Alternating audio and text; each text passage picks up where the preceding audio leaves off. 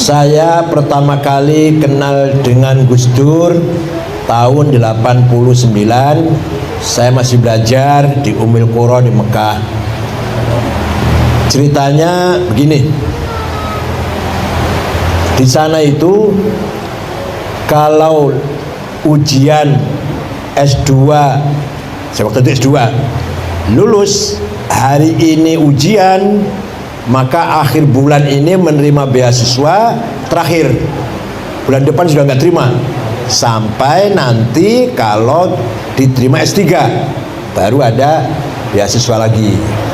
Nah, kata pembimbing saya, kata promotor saya orang Mesir, tulisan saya sudah selesai itu jangan diserahkan dulu, kamu nanti itu masih bulan Safar, itu bulan Safar, sana pakainya bulan Arab ya. Kalau diserahkan kamu lulus putus uang beasiswa. Jadi nanti diserahkannya Sya'ban saja. Nanti putusnya cuma Ramadan, Syawal ada tes S3, lulus. Jadi paling 2-3 bulan lah nggak menerima beasiswa itu. Tapi dalam hati saya ganjel. Masa tulisan sudah selesai nggak diserahkan ke fakultas? Nggak enak rasanya. Saya serahkan bulan Safar, betul. Ujian akhir Safar, terakhir lima beasiswa, Maulud, Badal Maulud, Jumadil Awal, Jumadil Akhir, Rajab, Sya'ban, Ramadan, putus beasiswa. Nah iya, setelah itu baru Syawal tes S3 lulus, baru ada beasiswa lagi. 7 bulan atau 8 bulan saya hidup tanpa beasiswa dengan anak 3. Luar biasa. Iya, dengan anak 3. Akhirnya saya terpaksa menjadi imam di masjid Faqih namanya di Aziziyah, bukan masjid negara, masjid swasta. Orang kaya yang punya peternakan ayam satu-satunya waktu itu. Dengan gaji 1.000 real dan dapat kamar satu kamar untuk tempat. Nekat saya. Jadi imam tuh berat loh. Di sana harus hadir kecuali ada halangan yang tertentu. Gak bisa seenaknya, harus terus ngimami tiap hari 5 kali. Berat loh. Kalau hanya seminggu khutbah Jumat enak gitu. Setiap hari ngimami 5 kali itu berat. Kecuali ada udzur baru saya wakilkan, saya cari teman untuk mewakilkan, ada urusan apa. Walhasil saya jadi imam masjid tidak lillahi ta'ala, karena ingin menyambung hidup, menunggu sampai lulus apa tidak S3 itu. Nah, tapi Tuhan yang ngatur, kehendak Tuhan yang ngatur. Dengan adanya saya jadi imam, saya terkenal. Kalau hanya mahasiswa saja belum terkenal. Jadi imam saya terkenal di kalangan TKI. Ada TKI yang rajin sholat di belakang saya, namanya Abdul Hamid dari Kuningan, masih saudara dengan Haji Sulaiman yang sahabatnya Gus Dur. Haji Sulaiman itu pas tahun itu pergi haji, Haji Sulaiman kata ketemu dengan Abdul Hamid yang TK ini, ada mahasiswa S3 imam masjid, S2 lulus S2 imam masjid, pinter gitu, itu lah. Ayo sholat ke sana, sholat sana, mampir ke ruang saya, ngobrol, pulang lapor ke Gus Dur. Nah, ada anak namanya Said Agil gini. Nah, Gus Dur umroh mampir ke saya. Jadi seandainya saya tidak jadi imam, belum tentu secepat itu kenal dengan Gus Dur. Ketika umroh itu dengan rombongan Kiai Nur Muhammad, banyak rombongannya. Gus Dur nggak mau tinggal di hotel, di rumah saya. Ya sehari cuma 24 jam ngobrol lah, 24 jam itu. Iya, ilmu ya apalah semua diobrolkan. Saya baru tahu kedalaman ilmunya Gus Dur, kedalaman cara berpikirnya Gus Dur. Kemudian haji dengan Pak Harto, dengan Pak Yusuf Hasim, dengan Ketua Muhammadiyah, tidak mau tinggal di hotel yang dengan Pak Harto, misah dengan saya di rumah saya waktu itu. Walhasil bertanya dengan saya lah kira-kira itu.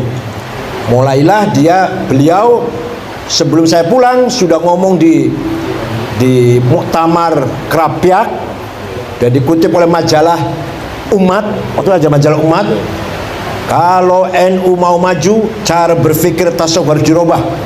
Ini ada anak yang lagi S3 nulis tasawuf, nanti kalau pulang akan merubah cara berpikir mainstream, Pak. Jadi saya belum pulang, nama saya udah dikenal di PBNU. Pak Bagjo udah kenal, Mustafa Zuhad udah dengar nama saya, kira walhasil gitu ceritanya lah. Kemudian saya lulus 94 S3 cum laude. Saya pulang diterima Gus Dur di ada tanah, kalau rumah bangun sendiri, tapi tanah pesantren di sebelahnya Gus Dur sana. Begitu muktamar Cipasung, saya diajak dan baru tahu kali itu muktamar yang sangat panas, muktamar yang sangat mengerikan, menakutkan. Tapi saya lihat Gus Dur tenang, yakin, percaya diri, sedikit pun tidak ada rasa takut, sedikit pun tidak ada rasa grogi. Padahal waktu itu kiai-kiai pun diancam, ditindas, jangan minum Gus Dur, asal ABG, asal bukan Gus Dur. Mau Pak Khalid Mawardi boleh, mau Fahmi Syaifuddin boleh. Ternyata nggak laku. Yang agak laku Abu Hasan karena ada uangnya.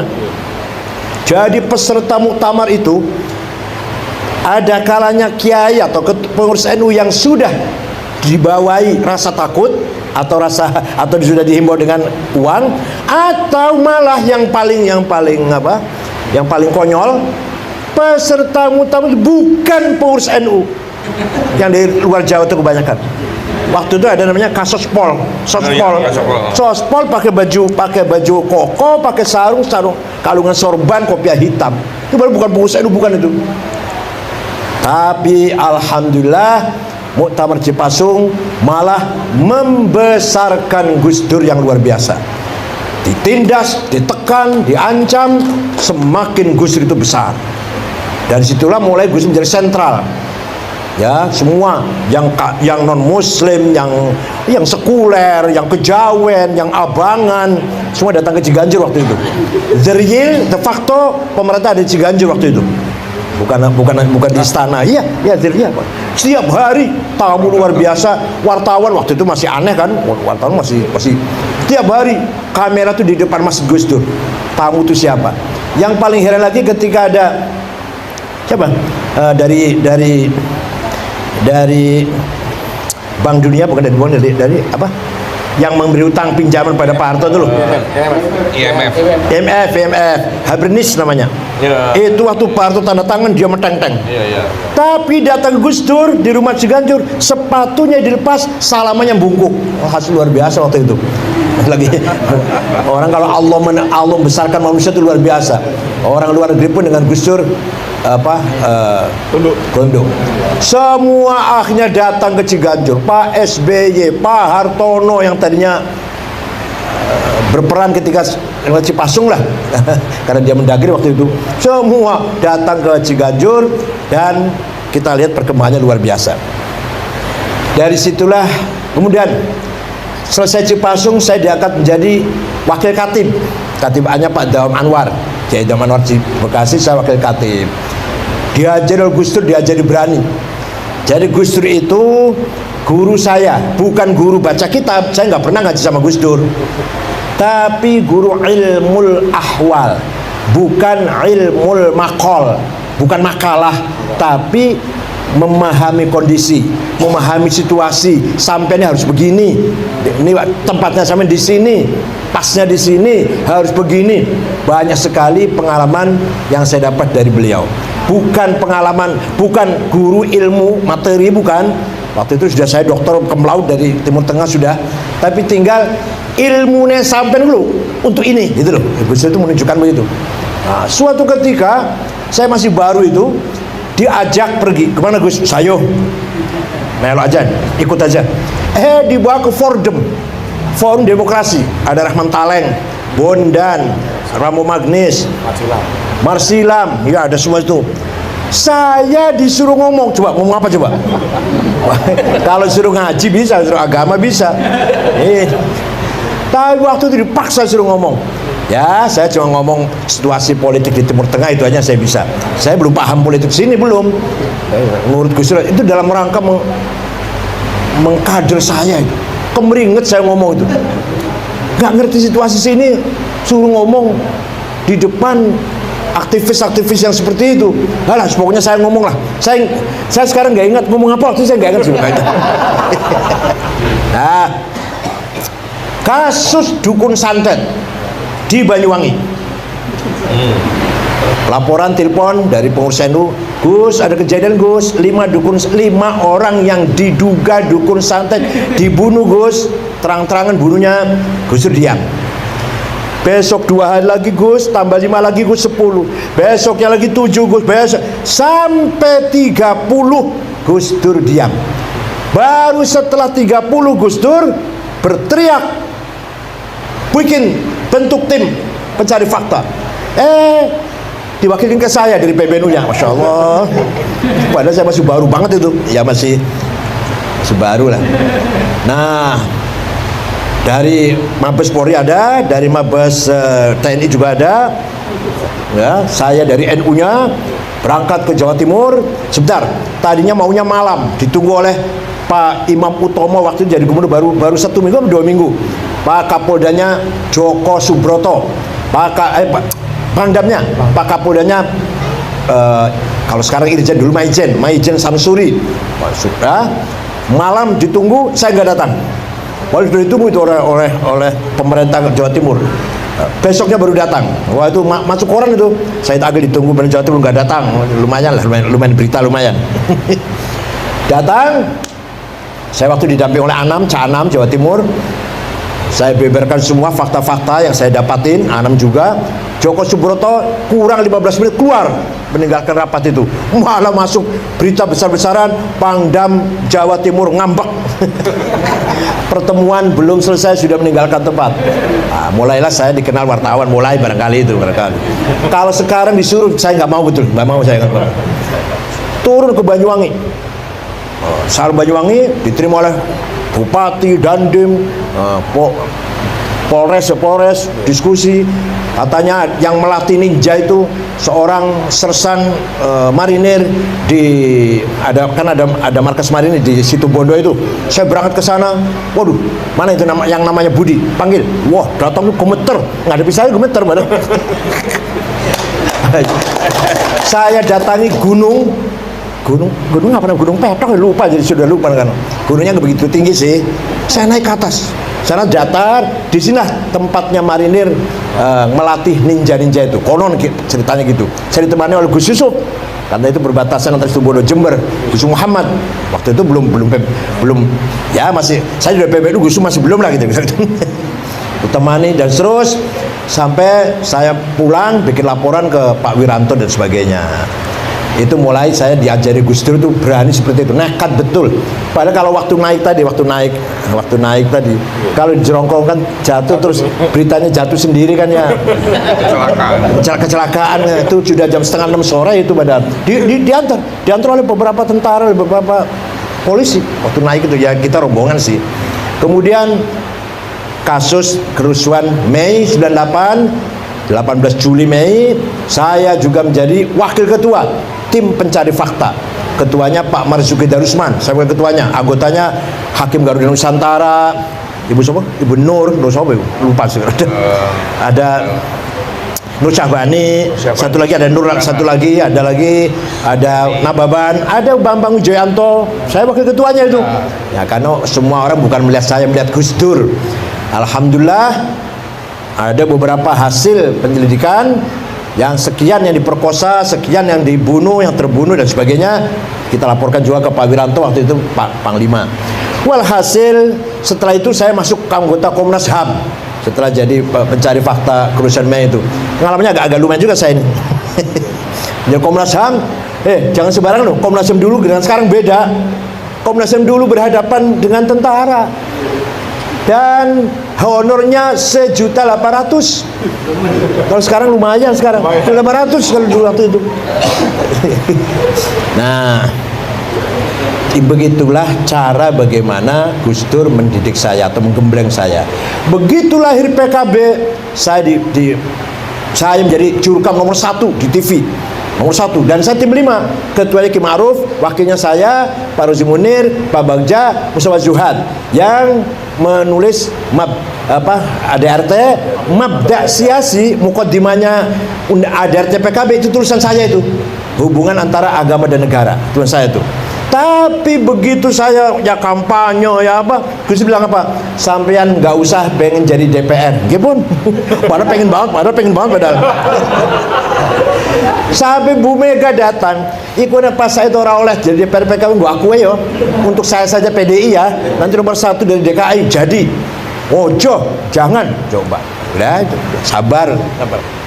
Lah, begitu Gus jadi presiden, saya diomongin lagi di Hotel Syahid. Saya harus sampai jadi menteri ya, Masya Allah. Pada orang-orang semua meyakini saya akan jadi menterinya lah. Sampai Pak Amir Rais ketika nyusun kabinet, ada Amir Rais, ada Pak Akbar Tanjung. Saya nggak masuk sampai kaget Pak Amir Rais. Pasti gak dibokeh Gus. Jawabnya apa jawabnya? Gak bisa bahasa Inggris, Masya Allah. Remeh banget jawabnya itu. Padahal nyuwun sewu ini cerita bukan cerita ya. Padahal yang jadi menteri agama Fathul Hasan juga gak bisa bahasa Inggris, sama aja. Fathul Hasan, ya ini cerita bukan ini. Supaya perjalanan saya begitu. Begitu mau di Muktamar NU di Lubang saya maju, yang tadinya Gus Dur itu mendukung, kurang 6 bulan Gus Dur nggak dukung. Dukungnya Pak Hashim Muzadi. Gak apa-apa, itu saya terima, itu supaya saya mateng betul itu. Saya tetap maju. Dia kalah. Didukung presiden Pak Hashim.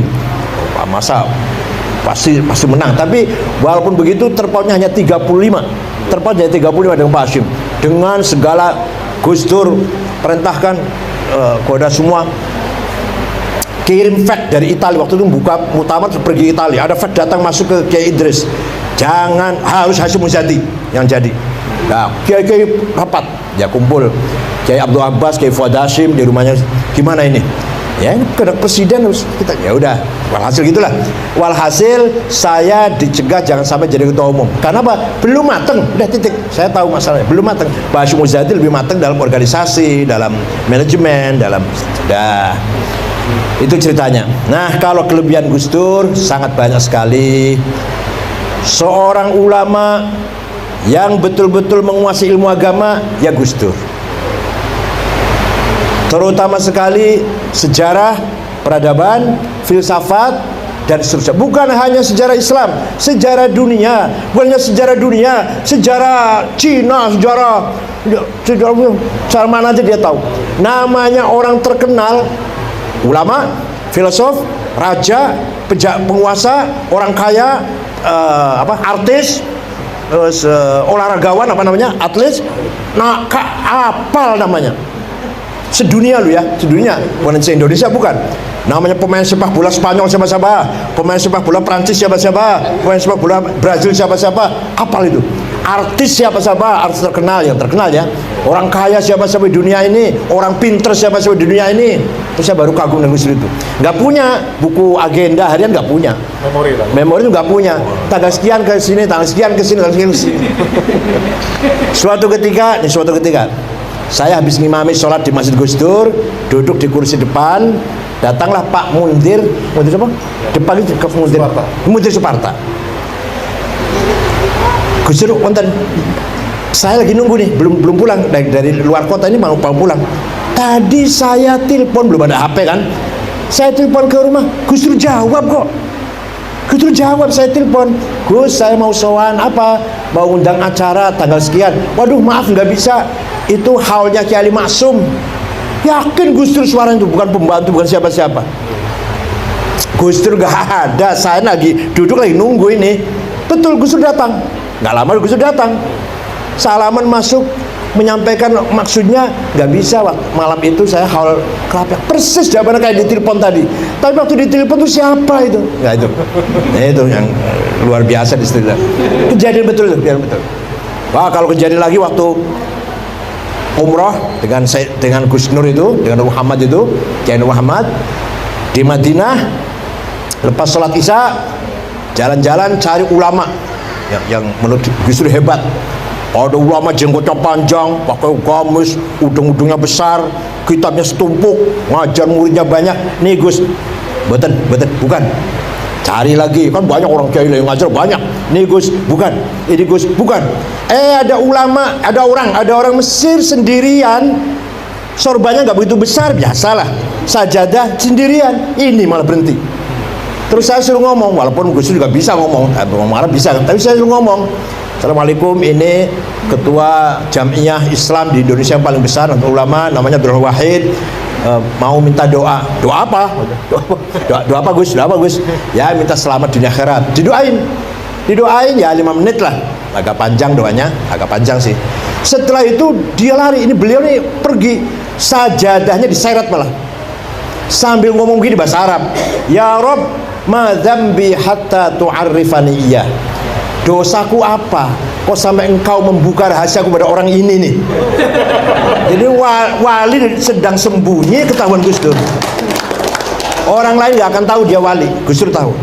Sampai dia merasa punya dosa apa? Saya lagi sembunyi kok, lagi nyamar ketahuan. Padahal intel ketahuan lah, kamu intel ya. Terus mencari kuburannya Imam Ali Uraidi bin Ja'far Shadiq. Waktu sudah di tengah-tengah kebun korma dan sudah di pagar kelilingnya udah dihancurkan lah, karena di sana nggak boleh ziarah kubur kan. Ya ada saja orang ziarah sih. Gus Dur mau baca Fatihah 1000 kali, saya Haji Sulaiman dan beliau. Baru 35-an atau 40 lah, polisi datang, musir. Apa Gus Dur apa? Anta'udullah, kamu musuh Allah. Nggak apa-apa tuh. Padahal biasa orang Saudi kalau gitu kan marah kan. Nggak dibiarkan tuh. Walhasil gagal baca Fatihah 1000 kali.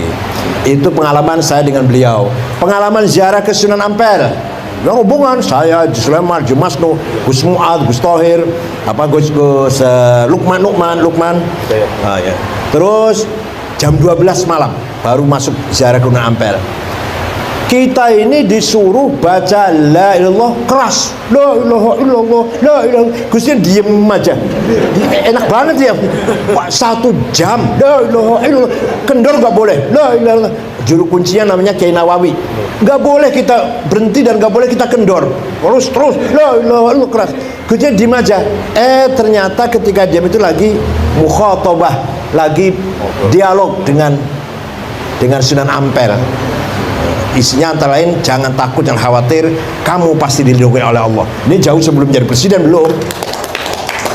Kemudian buka puasa, ini cerita nggak urut ya, nggak apa-apa ya. Buka puasa di rumahnya Pak Rozi Muni di Puncak. Saya satu mobil dengan Mas Saiful dengan Muhaimin. Waktu itu masih kaya saya dengan Mas Imin, dengan Mas Suluk, masih kaya saya. Saya mobilnya Kijang Perkasa baru masih. Mas Imin masih ala, Mas Saiful masih mobilnya apa? Katana. Kalau Mas Imin Holden yang kuno banget lah, masih kaya saya lah. Nah berangkat di sana Pak Mustafa Zuhad, Rozi Munir, Pak Bagja, ada malah fotonya ada di sini, ada. Dah kita buka pakai ikan karena ada kolamnya. Terus sholat terawih, ada Pak Matori juga. Gus Dur baru datang dengan Haji Sulaiman. Rupanya bukanya sate di tengah jalan. Setelah sholat terawih buka duren. Nah, kita makan duren. Gus Dur makan banyak. Oleh Mbak Ye ini ditegur, Pak, orang popo, nggak apa-apa. Pulang dari sana jam 2 muntah-muntah di rumah. Besoknya masih menghadiri buka bersama undangan media Indonesia, koran media Indonesia. Gus Dur datang. Besoknya itu baru sudah keadaan kurang sehat lah. Pulang dari media Indonesia ke PBNU sudah nggak bisa turun dari mobil. Di papa, muntah-muntah di toilet. PBNU yang jelek itu bukan PBNU sekarang.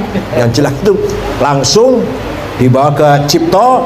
Jam 9 malam digeragaji, dioperasi otaknya. Jam 1 siang siuman, langsung cepat sekali itu. Begitu siuman, mendengar suaranya anak-anak di luar kamar. Apa pertama kali yang diucapkan Gus Dur? Bocah-bocah weisego. Beliau lupa bahwa itu bulan puasa. Tapi ingatnya ini anak-anak dikasih makan. Ini anak-anak kasih makan. Coba, pertama kali ingat itu, pertama kali ucap. Itu bocah-bocah weisego itu. Kalau bukan Gus Dur sudah bablas itu dioperasi. Dah. Ringkas cerita, pulang ke rumah masih dalam keadaan pemulihan. Di kamar saya, Caimin, Saifullah Yusuf, Cakra Berdaya, mantan Menteri Koperasi, Wisnu sekarang Ketua Golkar Jawa Tengah sekarang, waktu itu belum, masih pengusaha. Gus Dur tidur pelan-pelan kita ngomong tiduran, tiba-tiba duduk, mengko aku jadi presiden. Kita ini kaget orang lima ini Gus Dur konslet ini. Sudah nggak waras Gus Dur ini. Ya siapa yang ngira Gus Dur mau jadi presiden?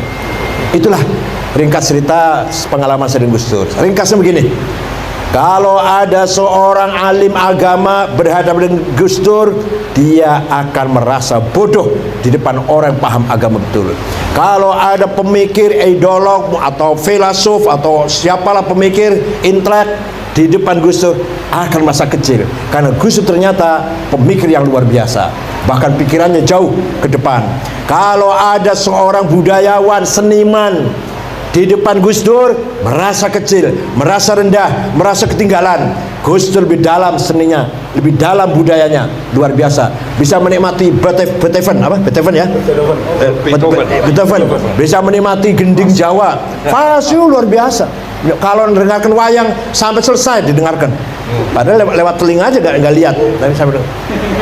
Pernah ada Piala Dunia, pertama kali main, pertama kali Prancis lawan Spanyol. Itu Gus Dur hanya mendengarkan, Spanyol kalah 0-1 ini. Betul 0-1 kalah.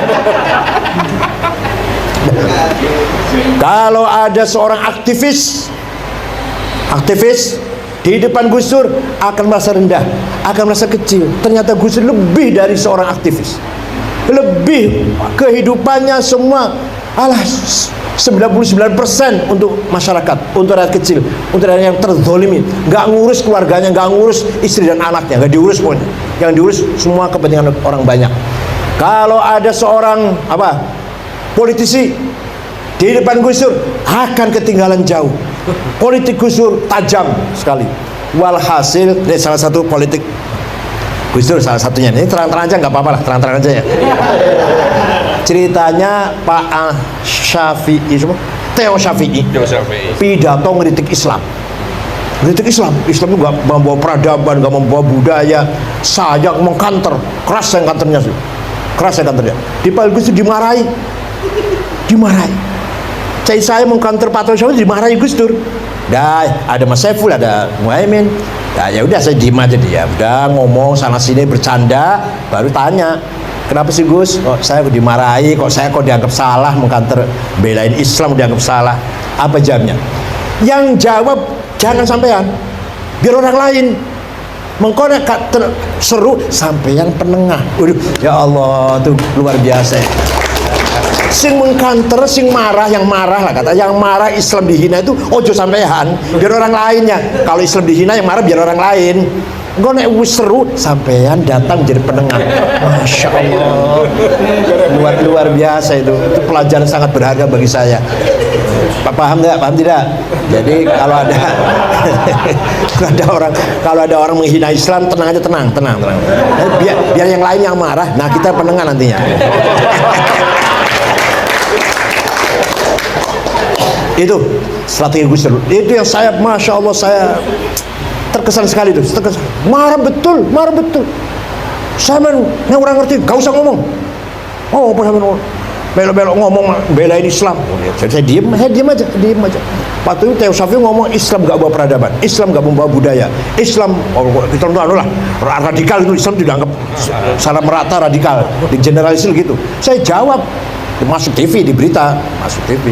Saya karena wartawan ya. Belum ada besos waktu itu kan. Gus Dur marah betul. Sudah selesai, tinggal sudah dingin, sudah guyon-guyon, baru tanya tadi. Ya Allah, sudah. Walhasil beberapa pengalaman, kesimpulannya bahwa Gus Dur itu di luar ukuran manusia biasa. Bukan hanya IQ kecerdasan, tapi mata hatinya. The deeper heart namanya ya. Itu nurani yang ada di lubuk hati. Intuisi, kekuatan hati, intuition. Itu namanya dalam bahasa Arab menerima khawatir ilahiyah, illumination, menerima illumination, direct illumination dari Allah, pencerahan dari Allah. Nah itu khusus selalu dibimbing oleh Allah langsung, bukan nabi, bukan wahyu, bukan. Tapi itu adalah boleh kasyaf, boleh ilham, boleh ilmu laduni, asal jangan bilang wahyu. Gus Dur boleh wali, boleh Imam Mahdi, tapi jangan kita anggap Nabi, nggak boleh. Tapi itulah kecerdasan, kehebatan Gus Dur luar biasa. Tawakalnya, waduh tawakalnya. Itu Khairul Supir itu kalau nyupir ngebut gitu. Nah saya kalau ikut dengan Gus Dur mobilnya Khairul yang nyupir, awas. Gus Dur enggak tuh, tenang aja. Padahal kalau nyupir ngawur Khairul itu, Khairul Waton namanya tuh, supirnya. Saya yang di sebelahnya Gus Dur, awas, hati-hati. Khairul enggak, tenang aja Gus Dur mau apa. Naik pesawat tenang, nggak pernah apa takut apa atau nggak pernah. Ya Allah. Dulu kan nggak ada HP ya, ceritanya. Telepon dengan siapa ya? Dulu apa namanya? Pokoknya telepon tokoh masyarakat lah. Ngerasani Pak Harto dalam HP itu. Sudah selesai ngomongnya. Ini disadap loh. Wah, orangnya ketakutan sana. Orang sebelah sana ketakutan. Ini omongan kita disadap loh ya. Itu orang yang sana ampun-ampunan sana. Pejabat di Kementerian Transmigrasi waktu itu, Dirjen ya. Pokoknya ngeritik Pak Harto lah dalam intronya. Kok Gus Dur nimpali ayo. Begitu. Walhasil itulah kehebatan Gus Dur, terutama sekali setelah Muktamar Cipasung, simbol perlawanan terhadap kediktatoran, simbol terhadap kezaliman waktu itu adalah Gus Dur. Nah kita ini pengalaman memimpin NU yang selama Gus Dur pimpin itu, mari kita jalan itu bagi-bagi, jangan saya semua. Saya nggak seperti Gus Dur, bagi-bagi. Teddy harus berperan, Pak Edi harus berperan, saya perannya ngaji saja lah gitu. Maka harus kolegial, cari orang yang perfect kayak Gus Dur ya sulit. Tapi kita bagaimanapun prinsip kita nggak bisa bergeser. NU punya prinsip yang tidak bisa bergeser. Tawassut moderat itu butuh cerdas. Kalau nggak cerdas nggak mungkin tawassut. Orang kalau nggak cerdas nggak mungkin tawassut. Ya kalau orang nggak tawassut ya nggak cerdas itulah. Kedua, tasamuh, toleran. Orang toleran berarti akhlaknya mulia. Orang nggak toleran berarti akhlaknya nggak ada sesuatu dalam akhlaknya. Jadi kalau mau akhlaknya mulia, tasamuh. Kalau mau cerdas, tawassut. Atau dibalik, kalau tawassut cerdas. Kalau mau toleran ya akhlaknya mulia dulu, baru bisa toleran. Nah itu kita prinsip. Dan tetap kita dan gak lepas dari Quran, jangan khawatir. Contoh satu aja nih. Wala tasubbul ladzina yad'una min dunillah fayasubbul adwan bighairi ilm. Kadzalika zayyana likulli ummatin amalahum. Gus Dur enggak pernah dalil kalau saya keluarkan Qurannya. Kalau Gus Dur enggak pernah ngutip Quran. Jangan kamu sekali-kali mencaci maki Tuhan orang lain. Wala tasubbul ladzina yad'una min dunillah. Nanti mereka mencaci maki Tuhanmu Allah. Akan terjadi saling caci maki bighairi ilm yang enggak ada gunanya. Kadzalika zayyana likulli ummatin amalahum. Demikianlah kata Allah, saya jadikan bagi setiap umat, setiap kelompok punya kebanggaan dengan agama dan budayanya masing-masing. Coba Qur'annya itu. Gus Dur nggak pernah mengeluarkan ayat itu. Demikian kata Allah, masing-masing umat itu punya budayanya, punya karakternya, punya agamanya. Jangan kamu caci maki atau melecehkan. Bahkan harus kita saling menghormati. Itu salah satu ayat yang paling penting, prinsip Nahdlatul Ulama seperti itu. Oleh karena itu, apapun kondisi situasinya, bagaimanapun, ayo kita bersama-sama menjaga, merawat, menyelamatkan dan memperkuat Nahdlatul Ulama sebagai kekuatan civil society yang sudah bukti nyata peranannya dalam membangun bangsa yang dua ya, bangsa yang beragama dengan benar dan bangsa yang bernegara dengan benar. Gus Dur mewarisi kearifannya ayahandanya Wahid Hashim. Wahid Hashim begini ceritanya. Wahid Hashim ketika kan beliau anggota BPUPKI, tanggal 18 Agustus 45 rapat ketuhanan Yang Maha Esa dengan berkewajiban menjalankan syariat Islam bagi para pemeluknya. Nah ini tambahan ini 7 kata orang-orang non muslim terutama dari Indonesia Timur nggak setuju. Karena nanti jadi negara Islam kalau ada syariat-syariat begini. Nggak setuju. Kalau dipaksa saya keluar dari NKRI. Kira-kira begitu bahasanya. Kiai Wahid Hashim pulang ke Tebuireng karena belum ada WA kan. Menghadap ayahandanya Kiai Hasyim Asy'ari gini. Kiai Hasyim Asy'ari jawabnya, ya nanti malam saya sholat dulu minta petunjuk pada Allah. Besok pagi Wahid saya setuju Piagam Jakarta 7 kata itu dicoret, saya setuju. Yang penting negara kuat dulu. Kalau udah kuat, ayo kita membangun peradaban Islam di atas negara yang kuat. Negara bersatu kuat, ayo kita bangun masjid, madrasah, pesantren, tabligh, ceramah, Islam, ngaji di atas negara yang kuat. Nah kalau belum negara yang sudah bertengkar masalah syariat Islam, negaranya belum kuat, syariatnya nggak akan jalan. Contohnya betul Afghanistan. Soviet lari langsung bicara negara Islam, ini negara Islam, syariat Islam. Sampai sekarang 40 tahun perang saudara, syariat Islamnya nggak terbukti, negaranya carut marut nggak karu-karuan. Padahal cuma 7 suku, padahal cuma sukunya. Walhasil itulah kearifan Kiai Hasyim Asy'ari yang diwarisi oleh Wahid Hasyim. Kiai Wahid Hasyim itu mewariskan kearifannya kepada putranya Gus Dur atau Kiai Abdul Wahid. Mari kita semua mengenang jasa beliau, menghormati al-maghfur wal marhum, al-maghfurlah wal marhum Kiai Abdul Wahid. Askanahu fi jannatih, taghammadahu fi rahmatih, taqabbal hasanatih wa tajawaz an sayyiatih. Syukran wa dumtum fil khairil barakati wan najah. Wallahu fi aqrabut thariq. Wassalamualaikum warahmatullahi wabarakatuh.